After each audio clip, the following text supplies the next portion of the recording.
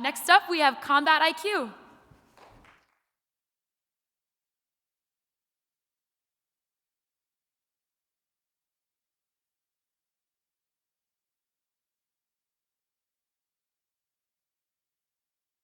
In Combat IQ that no one in the world knows.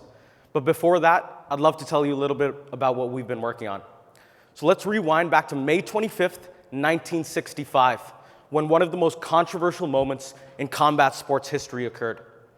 On a cool night in Lewiston, Maine, the Louisville Lip, a young, hungry Muhammad Ali flattens a 7-1 favorite, Sonny Liston, in the first round of a highly touted bout. All fight fans know the Phantom Punch, yet no one knows what happened. Now imagine just for a second if Combat IQ was there. We'd have all the answers live and in detail. The velocity of the punch, the impact, all of it, no more guesswork.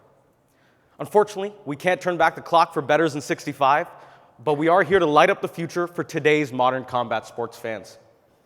At Combat IQ, we are pioneering innovation in combat sports by transforming data collection and analysis to enable new revenue streams as well as enhanced fan and viewing experiences. You see, one of the issues in combat sports is its reliance on archaic technologies, which limit data access, effectively stifling revenue and fan engagement opportunities. The reality is they lack the necessary tools to connect with modern fans. And that's why we built our flagship product, Combat Vision. Combat Vision helps our partners gather the base layer of data required for those downstream revenue-generating activities, such as access to betting markets, those broadcast enhancements, and much more. So how does Combat Vision work? As you can see here, the only input signals our system needs are raw broadcast video streams. Using those, we can extract a multitude of live data, including all the traditional ones, such as punches and kicks thrown and landed, as well as the time spent in distance, clinch, and ground situations. However, what we are most excited about are what we call our next-gen fight stats. Innovative, data-driven statistics that are uniquely enabled by our technology. These data allows us to create visualizations such as octagon heat maps, fighter movement trails, the pressure exerted, and even full 3D reconstruction of a full fight. These new insights allow us to tell the story of a fight in completely new ways. I would like to emphasize that all this data is being extracted in real time, leveraging state-of-the-art computer vision methods. Our team has built a proprietary on-the-fly camera calibration method, which allows us to robustly track fighters' positions and postures, as well as all relevant fight actions. The resulting fight data can then be accessed by all our partners through an API or a dashboard. On the note of our partners, I'm excited to say that Combat IQ is live. Our launch was marked by our inaugural partnership with Combate Global, the leading Hispanic-focused MMA promotion. Through this collaboration, our data and technology is in front of 300,000 viewers on a weekly basis across platforms such as Paramount+, CBS Sports, and Univision. Diving in a little bit further, we've been able to unlock a new level of fan engagement for Combate. They're now betting ready where they weren't before. They've already installed engaging and informative visualizations powered by our data, and they have a plethora of data-driven content to furnish their social media pages. All in all, this has helped them so much so that they've added additional broadcasters for the 2024 season and repositioned themselves for a prime broadcasting slot with their main distributor, Univision. Pardon me. So you may be wondering who we are. I'm Tim. I'm a former pro football scout who gained deep insights into the world of pro sports. My co-founder, Dr. Christian Zhang, is a leader in machine learning, a former lecturer at EPFL University in Switzerland, and a sports karate competitor. Together, with our exceptional engineering team, we share a unified goal: to transform the combat sports fan experience globally. We are here to launch the combat sports industry into the modern era by providing valuable tools to put in their operations, unlocking unprecedented levels of growth. We want the world to get as excited about the fight game as we are. And I promise you all a secret. I hope there's nobody from the NBA here, but we'll see. In 2019, I was fortunate enough to sell the first ever Toronto Raptors NBA championship ring at auction.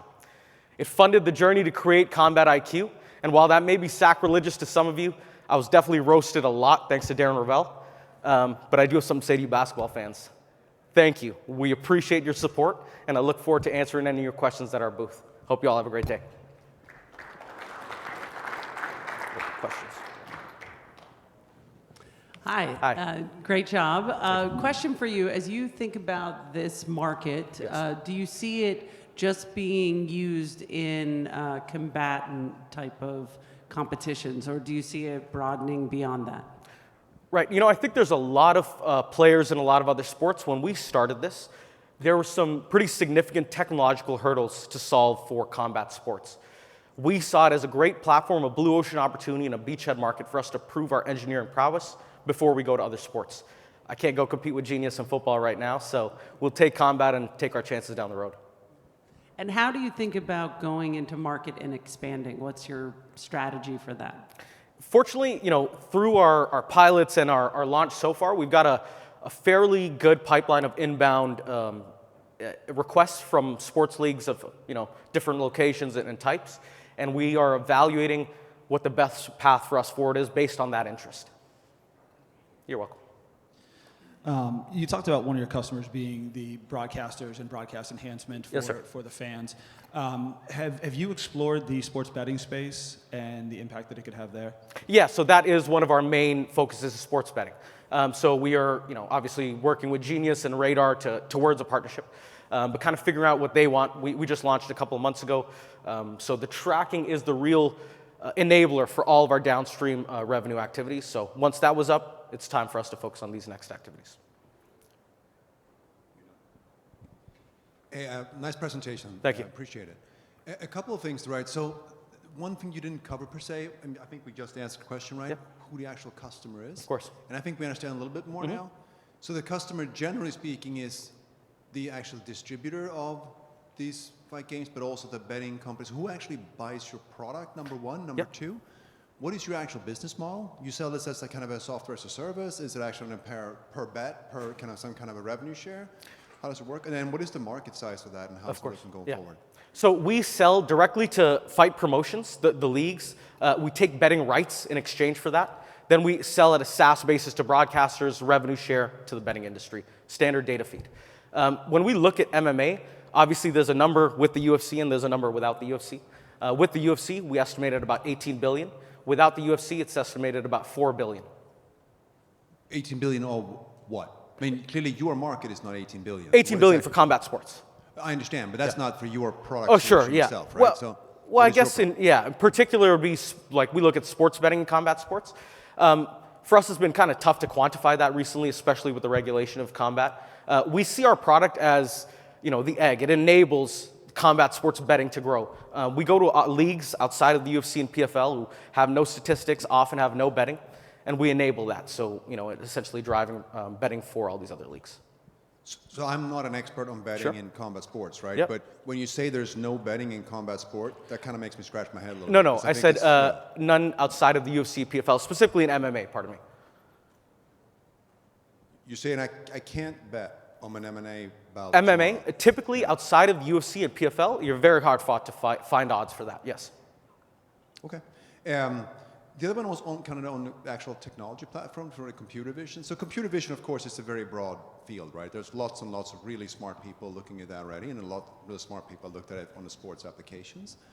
So what is it that makes your platform, like what are the barriers to entry for other computer vision entities, even if they're focused on other sports or other fast-moving events, right, to actually move into your space as well? Yeah. So that's a very good question. I think this is something that we get a lot, like why no one else would be able to do this.